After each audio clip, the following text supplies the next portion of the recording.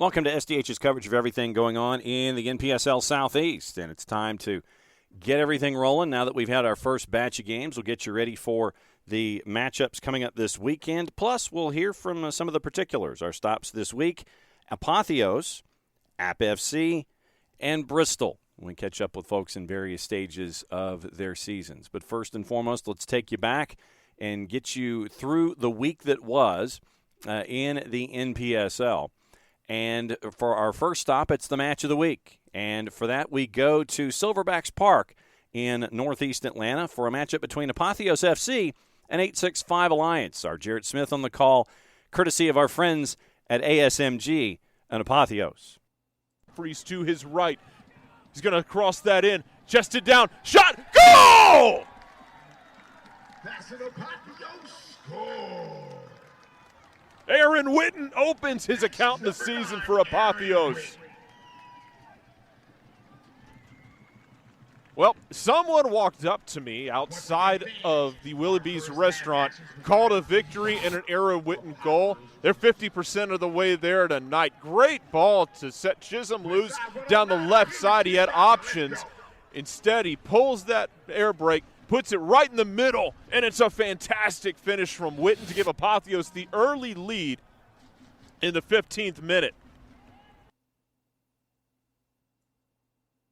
Lekiaka trying to use his pace now. He shoved, stays on his feet. Lekiaka still on his feet. Lekiaka!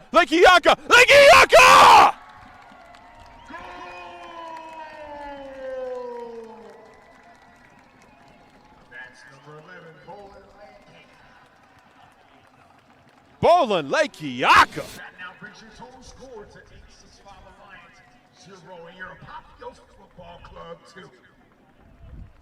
What a run for Bolin Lekiaka.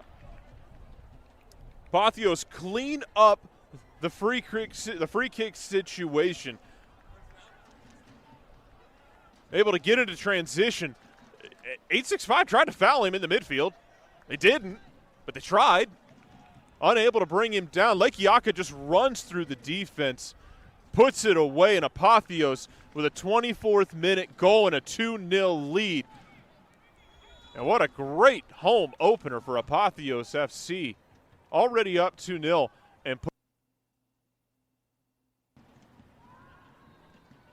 now here's a chance for 865 to try and find a little bit of space for themselves. Sullen steps back. Sullen pulls the trigger and a save. Refendereski up to the task. Job's not done. Ball crossed over, and a Colosso of their own from 865. They are right back in it. Lucas Norden.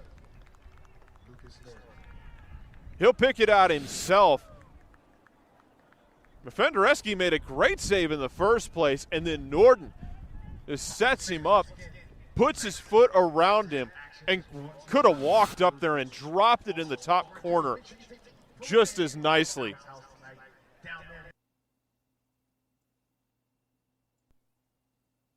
One.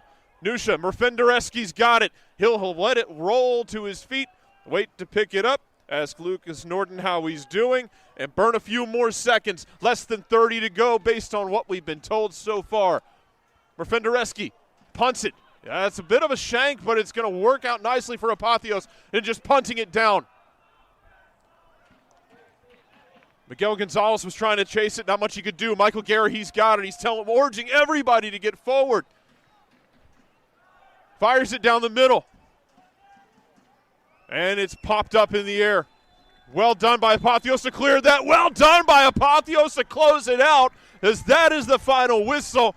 And it's a home victory for Apotheos FC in their first home match of 2024. A 2-1 victory and a fantastic defensive performance in the second half after a lightning-filled first half. What a performance. What an exciting night, and what a way to kick off the home schedule for Apotheos FC. So what was the week like after, what'd you learn from match one to get you ready for match two? Match one was definitely it was a big test. You know, along with our atmosphere, they had a great team. I always say this, and it's not to come off the wrong way, but in losing you win a little bit because you learn. And all week we've been training hard on keeping the ball, possessing the ball. I told the boys right now, I think we've built on it a little bit more. We've only checked off one thing out of the 100 things that we got to get better on. Now it's just finding the killer thread in us. So I think that first game really woke us up because the game of soccer requires more than just hoping and praying, sitting back like, okay, we have a lead. Like, no, I want to teach these boys, even at this age, that you don't just wait for opportunities. You got to go and create them. So I'm proud of my boys. We got the 3 points, but we have a lot to bounce. We have a lot to pretty much bounce onto next and improve on. Got the 2 goals in like 9 minutes. Yeah. You're up 2-0 at the break. What'd you tell them at the half? I told them at the half, guys, we have to keep our foot on their throat. I've been in this game long enough, and I'm learning every day. I still play, I still coach. I'm all over the place, but it's one of those things that if you give teams hope, that's all teams sometimes really need. They don't necessarily need to. They don't have to be the best. They don't have to be the greatest. And this team showed us. They stood us up for 90 minutes, and I'm mad respect. But I tried to tell my boys, like, look, like, we cannot give this team hope. We got to put this game away. And I might sound crazy, but I said, I'm not satisfied with even 3-1. I want 5, 6, 7-1. Like, we have too much talent on our team to just settle for 2-1. So, like I said, 3 points, great, but I'm going home tonight and we're going back to the lab, man, because I want more. I want to ask about the defensive resiliency tonight of that back line, because they put y'all under pressure and they brought a lot of physical size up front late in the game. I wanted to ask about how that back line held up and how calm they were under pressure. Oh, brother, I think the MVPs tonight, like you said, I think was our goalie along with our defensive line. We've been at practice working hard with our shape. I think the first game we struggled with playing out of the back. We struggled with dealing with pressure. And this game, just with a little bit of practice, I can't imagine what a month, 2 months of practice working on our shape will look like. But, I give them so much. I'm so grateful for them, and I give them 100,000% of kudos, because to take pressure for so long, it can get to you. It gets tiring. It gets, you can get zoned out real quick. But I'm proud of my defensive line for being disciplined, staying stern. But like I said, things are going to get tougher. We're going to be put in hotter moments where it's going to take more than just, let's just keep a back line of 4. It's going to take more of a psychological approach, whether we're up, whether we're down. But all in all, that back line, they did an amazing job, but I know we're capable of more. So Apotheos gets the 2-1 win. They get full points after hanging on the last handful of minutes against 865 Alliance at Silverbacks Park. Also on the board, it was Hickory FC with a win over Greenville United 1-0, and that means that Hickory FC is out of the blocks at 2-0, winning at Moretz Stadium over Apotheos back on May 4th, and then winning at John Paul II Catholic against Greenville United 1-0. So that puts them at 2-0, top of the ladder early on, and Appalachian FC over Bristol Rhythm by the score of 3-0 at Gene Malcolm Stadium. But it was a very, very special day in Bristol as Bristol Rhythm are on the board. Here's our conversation with Diane Smith about what it's like to get things going with Bristol Rhythm AFC. Oh my gosh, I have yet to come up with the right word to describe how it feels. I feel so humbled by the community support, by the effort our players gave. I feel so proud of what we accomplished in getting the attendance that we had. We had over 1,200 ticket sales, so we had a huge crowd in a rainy day. It did thankfully stop raining right before kickoff, and there was a beautiful rainbow in the sky to welcome us to our first match. I feel relieved that we got one out of the way, and now we have a better idea of how each match is going to go. So I don't know. If there's a word that means all those things, that's how it feels. When you think about all of the work that went into when we first started talking, it's like, okay, Bristol's on the board and you think you've got a lot of time, but you really don't. And it's a runway to get you into this season. What did you learn about yourself? And then what did you learn about yourself as an organization going from day one to match one? I learned that I definitely cannot be an island in this project by any means, and delegation is not something my personality does well at all. However, we have a really phenomenal team, and it took a village. I mean, it took super supporters jumping in the merchandise building in the rain when the lines got long to help us, get merchandise out. It took a huge team of interns. We were just really fortunate to have so much support in all ways. Our organization started this journey 25 months ago, which was a long time and felt like a long time. Then our announcement came about 8 months ago, and then time flew. However, we'd had lots of activities that we intentionally planned over that time to spread the word, to keep people excited, to get people excited, and to get people there. And like I said earlier, I'm just so proud of that work that we did and that it paid off in how many people came out to support us. So for those that don't have a subscription to like weather.com or something, what's it looking like at Gene Malcolm this weekend for match number 2? Oh, John, it's looking terrible. It's really not looking great. We're looking for like thunderstorms and more rain, but our support. Does Mother Nature not understand? Give us a break. It's like we're getting all of our April Tennessee weather in May, and it's supposed to be beautiful right now, and it's not. But the thing about Tennessee weather is it can change in an instant. So even though it's not looking good right now, I still have optimism. And frankly, the players love playing in the rain, so they're not going to care. And our supporters show up with ponchos and umbrellas, so it'll be fine. Whatever's going to happen is going to happen. I cannot control the weather. Do you get stopped now, like when you're going to put gas in the car, or you're going shopping or everything, or folks like grabbing you by the lapel and sitting there and talking about what's going on there in Bristol, or are you still kind of somewhat incognito there? I am not incognito. That's not my personality. I'm happy to have all eyes on me. I wished I actually had the opportunity to interact more with supporters in the first match, and that is my goal for this weekend. I was still pretty hands-on in trying to, run game day operations and be aware of where I was needed and who still needed to learn the different tasks to make the whole match run smoothly for our supporters and for our players. So my intention this week is to get to speak with more people and really watch more of the match and cheer on the team. But yeah, I was out and about a little bit yesterday and definitely had some people ask about it. And it's cool. I mean, it's just amazing to see our level of community support has blown our expectations. Our attendance numbers far exceeded, our predictions when we did our business plan. So it's obvious that we're filling a need in our community, and just amazing how much everybody has supported. For someone who doesn't know, how would you break down what Bristol and the Tri-Cities are as a soccer community? So we personally, my family, my son is 11. He has been playing soccer since he was about 3. So we've been in the Tri-Cities for many years, and we've been in soccer in the Tri-Cities for many years.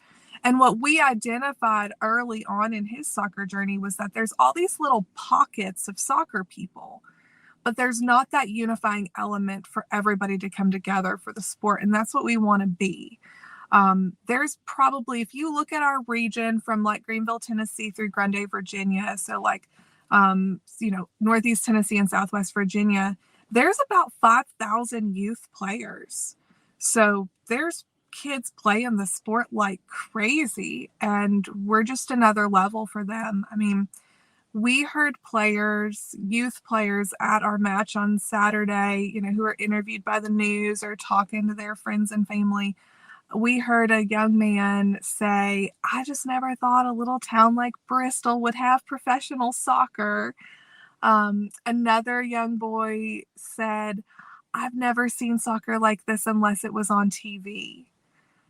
And that's the reaction. That's my why. That is my motivator. That is affirmation that what we're doing is the right thing to be doing and keeps me going through the challenges like the rain that I can't stop from coming on Saturday. Port City coming to town for home match number 2 for Bristol Rhythm. All right, for those that need to follow you on all of the medias that are social and the web and everything going on, cut the promo for me. How do they do it? All right, so our website, bristolrhythmafc.com. Our Facebook and Instagram is Bristol Rhythm AFC. Our Twitter is Bristol Rhythm FC because of character limitations on the Twitter there. But Bristol Rhythm AFC is how you can find us basically everywhere.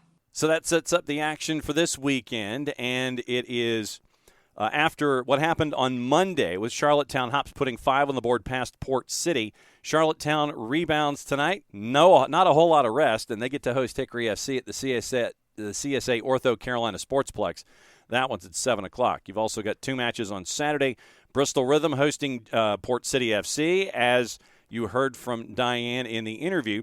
And the last matchup on the board is at Boone, Appalachian FC and Apotheos FC. Time to catch up with the head coach of App FC, Dale Parker. So you go on the road, you get a big win against a first-year team. Now that you've had a couple days to think about match week 1, what'd you think? Yeah, really pleased with the result and the performance. I think this is year 4 for me now. The first game of the season is always the most difficult. You're learning about your team.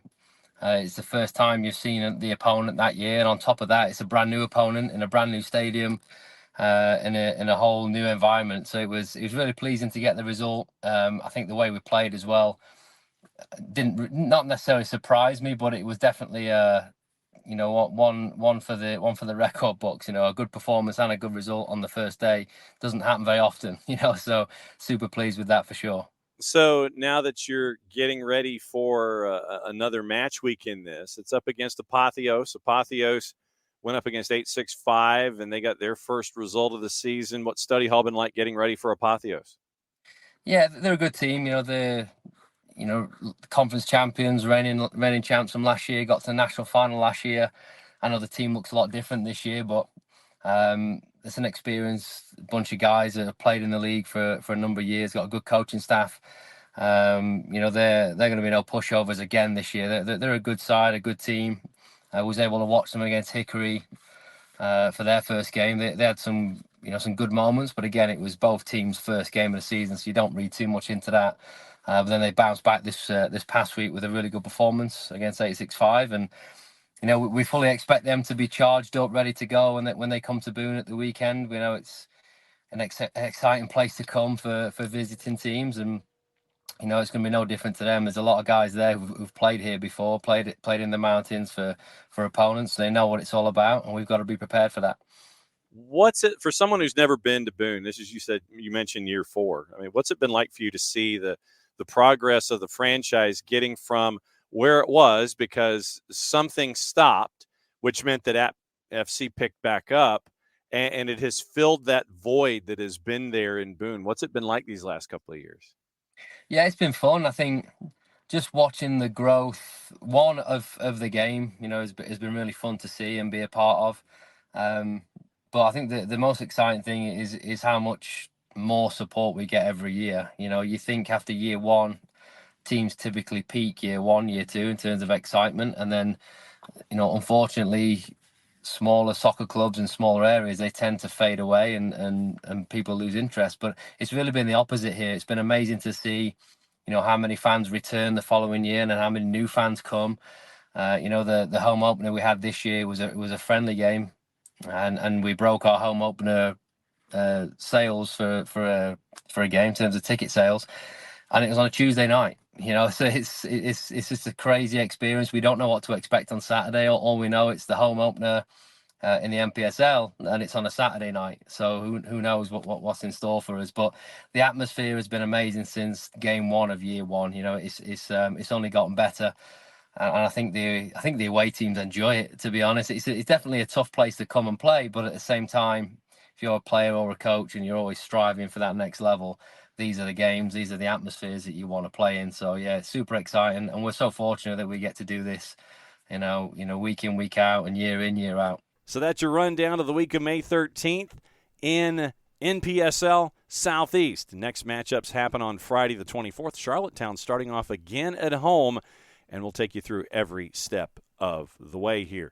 in the NPSL Southeast, as long as teams are chasing after championships. That is the story with the NPSL here with SDH. For Jarrett, for everybody here at SDH, I'm just John. Thanks for hanging out with us. If you're near Charlottetown, if you're near Bristol, or if you're near Ted Mackerel, CSA Ortho Carolina Sportsplex, Gene Malcolm Stadium, Ted Mackerel Soccer Complex. If you're near, dive in. Catch some quality soccer here in the late spring and early summer. If you can't and you're in market, follow along in your local providers. If you are out of market and still want to follow along, please do so on the team's social media and all of their websites. So for everybody here at SDH, I'm just John. Thanks for hanging out with us here as we break everything down in the NPSL Southeast. Play safe, everybody. Enjoy the game.